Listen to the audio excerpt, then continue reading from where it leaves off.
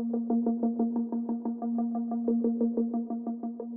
here today at the Prairie Research Kitchen where we're looking at trials that were conducted to replace eggs in an array of different bakery applications.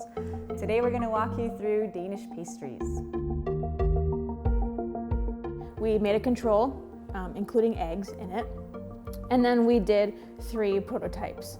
One where we replaced the egg with a pea protein, and then the next we added a hydrocolloid to work with, and then the final using a starch-rich pea flour.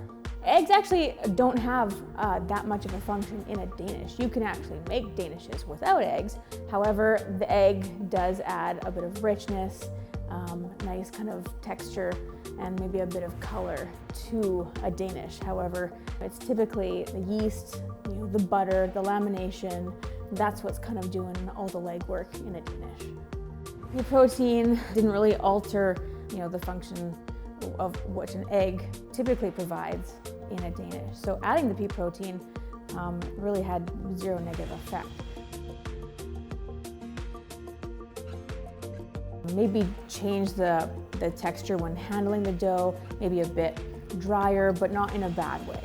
It actually kind of helped because when you're rolling out the dough, typically, you do like a bit of a flour dusting on the surface to help roll it out.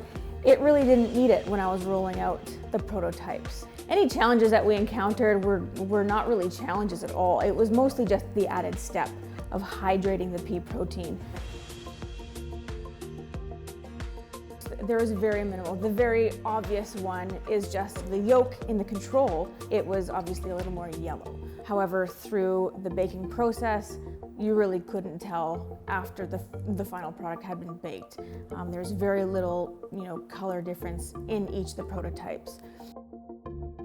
There really was no difference in the layering. We had variations of heights, but that could also come with, different techniques as far as doing the lamination, time, temperature, humidity, that could all factor in. But as far as with the additions of these specialty ingredients, there was very little difference across the board. With the addition of the pea protein, there was an obvious pea aroma when mixing the dough. When there is, nothing added as far as, your chocolate, your lemon curd, or any sort of filling to the Danish, you might get a bit of that vegetal aroma when you first bite into it. You put some powdered sugar or some cinnamon sugar, you really can mask it quite well. Overall, absolutely successful, really, really easy substitution to work with.